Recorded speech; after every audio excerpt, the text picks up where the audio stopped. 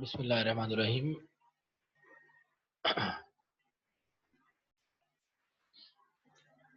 जी students, आज हम समझेंगे ये टाइम वैल्यू ऑफ मनी के बारे में। चैप्टर नंबर 5 है आपका बुक का। और टाइम वैल्यू ऑफ मनी क्या होती है, इससे रिलेटेड टॉपिक्स हमने कवर करने हैं वो हम फ्यूचर वैल्यू एंड कंपाउंडिंग क्या है। इसमें सबसे पहले हम पढ़ेंगे व्हाट इज फ्यूचर वैल्यू, उसकी कंपाउंडिंग और इंटरेस्ट ऑन इंटरेस्ट से क्या मुराद है। फ्यूचर वैल्यू निकालनी है जब किसी सिंगल पीरियड की या मल्टीपल पीरियड्स की, तो उसका फॉर्मूला क्या होता है। फ्यूचर वैल्यू फॉर्मूला जनरल क्या होता है, तो इसी में आ जाएगा। फिर फ्यूचर वैल्यू में आपके जो बुक में चैप्टर 5 में जो इंपॉर्टेंट टेबल्स हैं 5.1 और टेबल 5.2 है। इसी तरह फिगर्स जो इंपॉर्टेंट है for understanding purpose of future value, these figures are 5.1, 5.2 and examples we will consider are 5.1, 5.2, 5.3 and 5.4। तो प्रेजेंट वैल्यू एंड डिस्काउंटिंग की बात करते हैं जब इस पे आते हैं। इसमें भी वही चीज़ें रिवाइज होगी। उसमें फ्यूचर वैल्यू से रिलेटेड थी, इसमें प्रेजेंट वैल्यू से रिलेटेड। प्रेजेंट वैल्यू क्या होती है, डिस्काउंट रेट क्या होता है, डिस्काउंट रेट कैश फ्लोज क्या होते हैं, प्रेजेंट वैल्यू सिंगल पीरियड की और मल्टीपल पीरियड्स की क्या होती हैं। एग्जांपल जिसमें हम कवर करेंगे 5.5, 5.6 और 5.7 और फिगर 5.3 एंड 5 टेबल 5.3 है। और फिर हम इन दोनों को करने के बाद कवर करने के बाद इन्हीं फार्मूलाज की मदद से जो कि फ्यूचर वैल्यू के लिए यूज होते हैं या प्रेजेंट वैल्यू के लिए, तो उससे हम दो चीज़ें कैलकुलेट करना सीखेंगे। रेट ऑफ रिटर्न कैसे कैलकुलेट किया जाता है, और अगर और या number of years, R mean rate of return और एन नंबर ऑफ ईयर्स कैसे कैलकुलेट किए जाते हैं। रीडिंग जो आपको सजेस्ट की गई है इसके लिए वो पेज 122 से 132 चैप्टर नंबर 5 की है। ठीक है, तो सबसे पहले मैं आपको इसका क्रक्स बता दूं, जो important calculation point of view से जो फॉर्मूला आपने इम्पोर्टेंट समझने हैं, याद रखने हैं, वो ये है कि नंबर वन है फ्यूचर वैल्यू। अगर सिंपल इंटरेस्ट के लिए आपने निकालने हैं, F V mean future value. Future value is equal to, इसका फॉर्मूला होता है प्रेजेंट वैल्यू जो आपको गिवन होगी multiply by I multiply by N. I for interest rate या इंटरेस्ट रेट जो भी गिवन होगा, एन नंबर ऑफ ईयर्स। और फ्यूचर वैल्यू अगर आपने निकालनी है कंपाउंड ईयर्स के लिए, कंपाउंडिंग इंटरेस्ट के लिए, तो उसका फॉर्मूला होता है is equal to present value into 1 + i into bracket raise to the power N. I for interest होता है, N for number of years. ठीक है, तो ये याद रखें कि ये जो सेकंड फॉर्मूला है आपका कंपाउंड इंटरेस्ट वाला है, इसको आप सिंपल इंटरेस्ट के लिए भी यूज कर सकते हैं। ठीक है, so the second formula can be used for the two calculate the simple interest future value of by using simple interest. ठीक है, अच्छा प्रेजेंट वैल्यू कैसे निकालेंगे, इन्हीं दो फार्मूलाज को आपने सिंपल सिर्फ जगह चेंज करनी है। ठीक है, डिवीजन और मल्टीप्लिकेशन की जगह चेंज करने से आपके पास प्रेजेंट वैल्यू आ जाएगी। अगर आपने प्रेजेंट वैल्यू यहाँ पे निकालें इस फार्मूला में, तो प्रेजेंट वैल्यू इधर ही लिखी रहेगी। और उसके बाद क्या होगा जनाब, ये प्रेजेंट वैल्यू इधर ही रहेगा। इंटरेस्ट और एन क्या होंगे, इधर आके डिवाइड हो जाएंगे, फ्यूचर वैल्यू से आके डिवाइड हो जाएंगे। ठीक है, सेकंड में आपके पास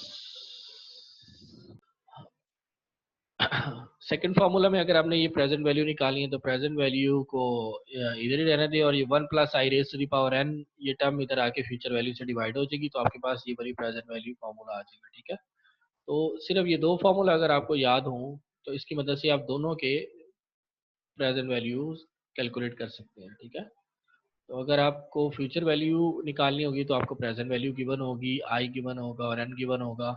और अगर आपको प्रेजेंट वैल्यू कह रहे हैं तो फिर आपको फ्यूचर वैल्यू गिवन होगी, आई गिवन होगा और एन गिवन होगा। उसकी वजह से आप प्रेजेंट वैल्यू निकाल सकते हैं। ठीक है, और उसके बाद हम इन्हीं फार्मूला की मदद से हम कैलकुलेट करना सीखेंगे रेट ऑफ रिटर्न। और इसका एक रूल भी है, रूल ऑफ 72, वो बाद में सीखेंगे। और नंबर ऑफ ईयर्स। ठीक है, तो रेट ऑफ रिटर्न निकालना पहले आर या आई इसको कहते हैं रेट ऑफ रिटर्न, या इंटरेस्ट रेट निकालना आर भी कहते हैं। और आई कई बुक्स में आर लिखा होता है, कई बुक्स में आई लिखा होता है। और नंबर ऑफ ईयर्स को कुछ बुक्स में एन लिखा होता है और कुछ बुक्स में टी लिखा होता है। ठीक है, तो ये आपने कंफ्यूज नहीं होना, एन भी नंबर ऑफ ईयर्स है, टी भी टाइम पीरियड को शो करता है। आर भी आपके रेट ऑफ रिटर्न यानी इंटरेस्ट को, और आई सेम चीज शो करती है इंटरेस्ट रेट को। ठीक है, तो इस फार्मूला की मदद से आप कोई भी कैलकुलेशन कर सकते हैं। अगर आपको ये मेन एक फार्मूला याद है, ये जस्ट एक फार्मूला याद रखने की जरूरत है, ये मैं स्टार बना रहा हूँ इस फार्मूला के साथ। अगर आपको ये वाली फ्यूचर वैल्यू का फार्मूला याद रहे तो आप कोई भी कैलकुलेशन कर सकते हैं, प्रेजेंट वैल्यू कैलकुलेट कर सकते हैं, इंटरेस्ट रेट इसी से आप प्रेजेंट वैल्यू कैलकुलेट कर सकते हैं, इसी से आप आई या इंटरेस्ट रेट या आर कैलकुलेट कर सकते हैं, और इसकी मदद से नंबर ऑफ ईयर्स भी कैलकुलेट कर सकते हैं। तो we will learn how to calculate this, ठीक है। जी स्टूडेंट्स, यहाँ पे हम सीखते हैं कि हमारे पास 4 वेरिएबल्स हैं, और 4 वेरिएबल्स में से अगर हमें कोई सी 3 आइटम्स गिवन होगी तो हम चौथी चीज कैलकुलेट कर सकते हैं, ठीक है।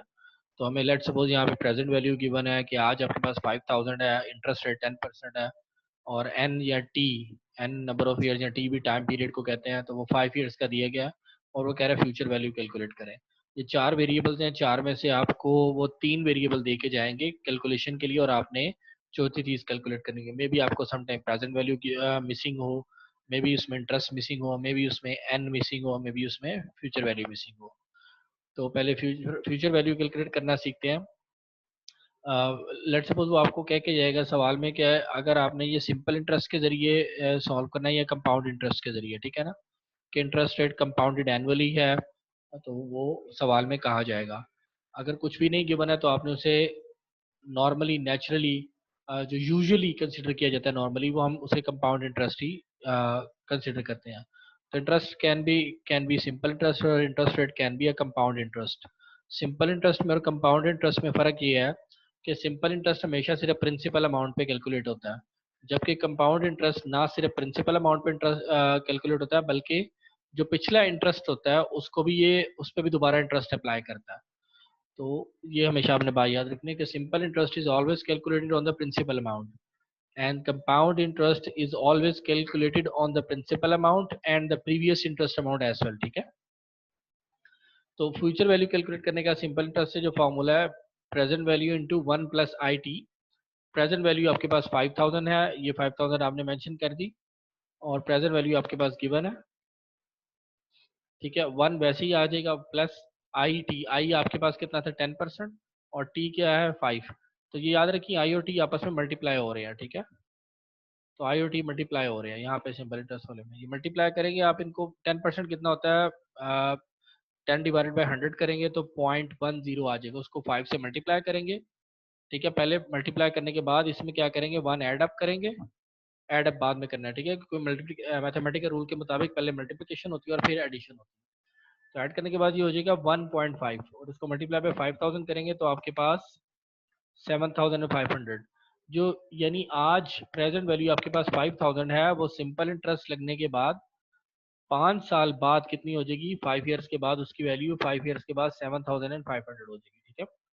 और अगर इसको आप कंपाउंड इंटरेस्ट के जरिए चलाएं, यानी कंपाउंड इंटरेस्ट होता है जिसमें प्रिंसिपल अमाउंट पे भी इंटरेस्ट अप्लाई होता है, और प्रीवियस इंटरेस्ट पे भी मजीद इंटरेस्ट अप्लाई किया जाता है, ठीक है। यानी प्रीवियस इंटरेस्ट को दोबारा इन्वेस्ट कर दिया जाता है। तो future value of compound interest is equal to, इसका फार्मूला होता है, ये थोड़ा सा डिफरेंट है, इससे याद रखिएगा, डिफरेंट है। तो प्रेजेंट वैल्यू इंटू 1 प्लस, यहाँ तक तो सेम है, प्लस आई जो टी है ना, टी की जगह ये टी बाहर आ गया, 1 + I वैसे ही आ गया, और टी यहाँ पे इसकी पावर बन गया, ये इसको एन भी कह सकते हैं और टी भी कह सकते हैं, याद रखिए, ठीक है।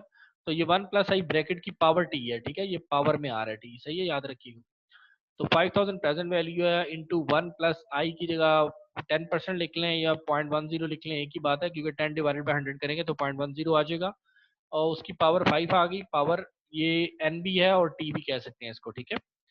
तो पहले 1 + 0.1 करेंगे तो 1.1 हो जाएगा, और 1.1 की पावर आप 5 लेंगे और उसे मल्टीप्लाई पे 5000 कर देंगे, तो आपके पास आंसर आ जाएगा 8052.55 डॉलर या रुपीज जो भी है। तो अगर आप 5000 को आज इन्वेस्ट करते हैं कंपाउंड इंटरेस्ट के तहत, तो 5 साल बाद आपको कितने पैसे मिल रहे हैं, 8052.55। याद रखिएगा, compound interest is always greater than, ये हमेशा ग्रेटर होता है, it is always greater than simple interest. तो कंपाउंड इंटरेस्ट वैल्यू जो आती है वो हमेशा किससे ज़्यादा होती है, सिंपल इंटरेस्ट की वैल्यू से ज़्यादा होती है। और उसकी वजह मैं बता चुका हूँ कि कंपाउंड इंटरेस्ट दो चीज़ों पे चार्ज किया जाता है, जबकि सिंपल इंटरेस्ट सिर्फ प्रिंसिपल अमाउंट पे चार्ज किया जाता है, सही है। अच्छा, अब ये हमने दोनों तरीकों से सिंपल इंटरेस्ट के जरिए और कंपाउंड इंटरेस्ट के जरिए फ्यूचर वैल्यू कैलकुलेट कर ली। अब हम रिवर्स कैलकुलेशन करते हैं। लेट्स सपोज कि आपको वो कह रहा है, ये आपने दोनों फ्यूचर वैल्यूज निकाली हैं, ठीक है। ये दोनों आपने फ्यूचर वैल्यूज निकाली हैं। फ्यूचर वैल्यू सिंपल इंटरेस्ट के तहत 7500 और कंपाउंड इंटरेस्ट के तहत 8052 निकली। ये दोनों आपके पास फ्यूचर वैल्यू आ गई हैं।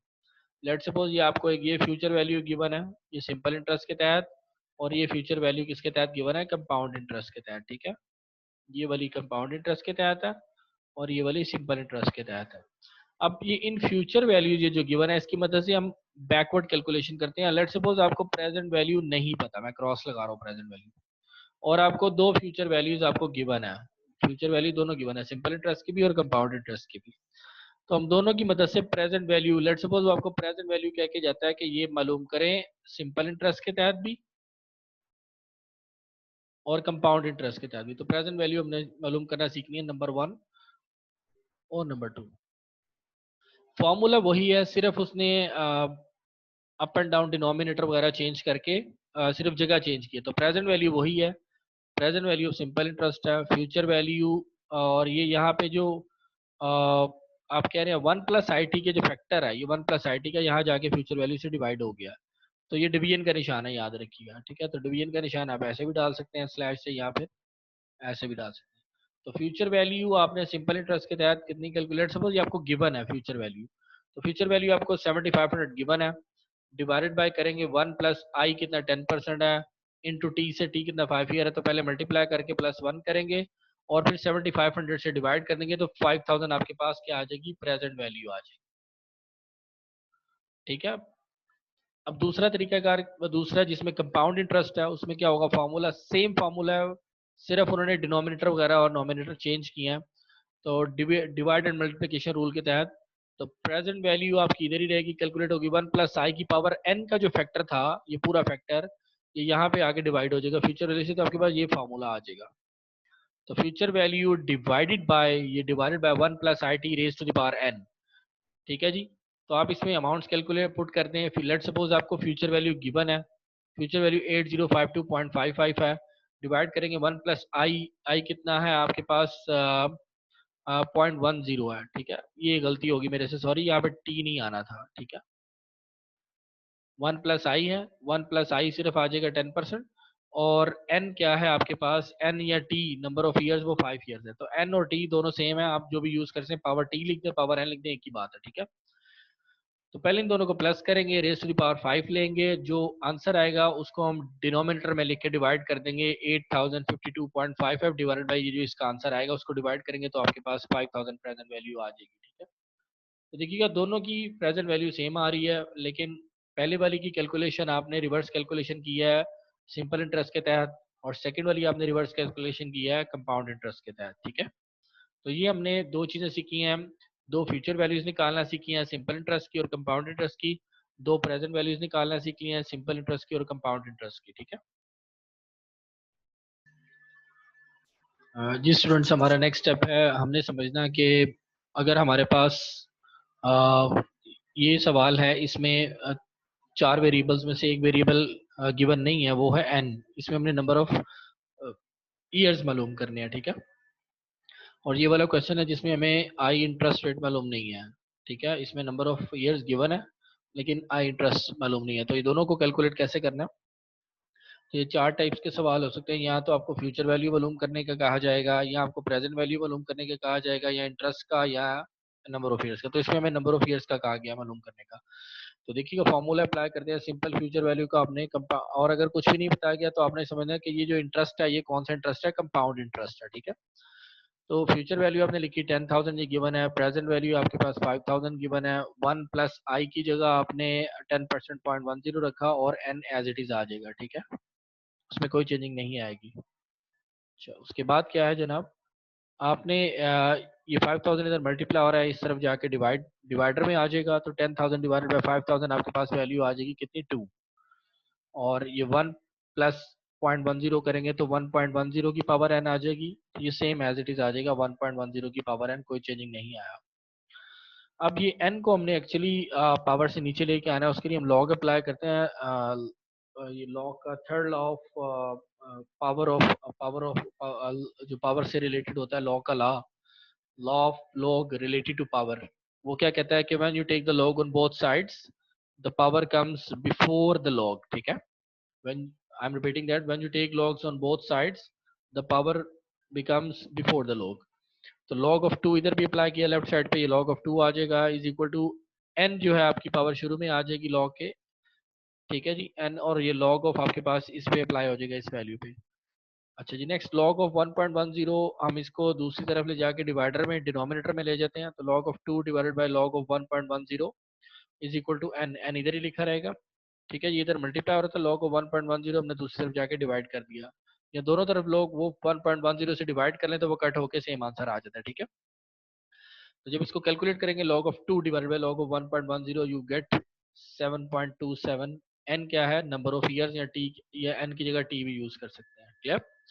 सेकंड एग्जांपल की तरफ आते हैं, जिसमें हमें चार वेरिएबल्स में से तीन दिए गए हैं, फ्यूचर वैल्यू दिया गया है, प्रेजेंट वैल्यू दिया गया है, एन गया है, एन नंबर ऑफ ईयर्स दिया गया है, लेकिन हमें इंटरेस्ट रेट नहीं मालूम, इंटरेस्ट रेट हमने कैलकुलेट करना है। सेम फार्मूला में अप्लाई करते हैं जो यहाँ पे अप्लाई किया था। तो हमने समझना है कि अगर कुछ भी नहीं बताया गया तो this interest rate is a compound interest, ठीक है। अगर सिंपल होगा तो बताया जाएगा लाजमी, अगर सवाल में कुछ नहीं बताएगा तो you will have to assume that this is a compound interest. तो फ्यूचर वैल्यू 10,000 आपने रखी, प्रेजेंट वैल्यू भी गिवन है आपको, 1+i गिवन नहीं है आपको, ये एज इट इज रहेगा, n आपको गिवन था, n आपने 5 पावर में लिख दिया, ठीक है। अच्छा जी, इस क्वेश्चन में हमने एक स्टेप स्किप किया है, ये 10,000 5,000 इधर आके डिवाइड हो जाएगा, जब इससे डिवाइडर में आएगा तो आपके पास 2 आंसर आएगा, जैसे इसमें 2 आंसर आया था आपके पास, क्लियर। तो 1+i raise to the power 5 ऐसे ही सेम एज इट इज लिखा रहेगा। इस 5 को हमने पावर से खत्म करना है, इसको खत्म करने के लिए पावर से, क्योंकि 1+i की पावर नहीं ले सकते क्योंकि i इसमें एक वेरिएबल आ रहा है, तो 5 पावर को खत्म करने के लिए we take 1/5 power, 1/5 power on both sides. तो इस तरह भी अप्लाई किया और 1/5 पावर को इस साइड पे भी अप्लाई किया। तो 2 की जब पावर लेंगे 1/5 from calculator you will get 1.1487, ठीक है। और ये जब इस तरह 1/5 पावर लिया तो ये 5 इस 5 से कैंसिल हो जाएगा, इसकी पावर 1 रह जाएगी सिंपल, ठीक है। 1+i raise to the power 1, जब इस पे कुछ भी नहीं लिखा होता तो इसका इसका मतलब है इसकी पावर 1 है, तो इट डजंट मैटर, ठीक है, उसको हम कैलकुलेशन में नहीं लाते, जिसकी किसी भी नंबर की पावर 1 हो उसका सेम ही आंसर आता है, क्लियर। अच्छा जी, नेक्स्ट क्या है, ये 1 इस तरफ प्लस हो रहा है और इधर आके सब्ट्रैक्ट कर देंगे इसको, इससे 1.1487 -1 करेंगे ना जब आप, तो आपके पास i की जो वैल्यू आ जाएगी इट बिकम्स 0.1487। ये डेसिमल में है, इसको मल्टीप्लाई बाय जब 100 करेंगे तो ये आपका परसेंटेज में आ गया 14.87%। तो i is always return, interest is always return in the percentage form. तो ये हमने चार चीजें कैलकुलेट करना सीखी हैं, फ्यूचर वैल्यू निकालना अगर वो मिसिंग है, प्रेजेंट वैल्यू निकालना अगर वो मिसिंग है, एन निकालना अगर वो मिसिंग है, और आई निकालना वो मिसिंग है, ठीक है। इन चारों एग्जांपल्स को आप समझ के अच्छी तरह, और आपके पास एक क्विज है उसको सॉल्व कीजिएगा, ठीक है। टेक केयर, और किसी भी क्यूरीज के लिए you can WhatsApp me, clear. Fee Aman Allah, Allah Hafiz.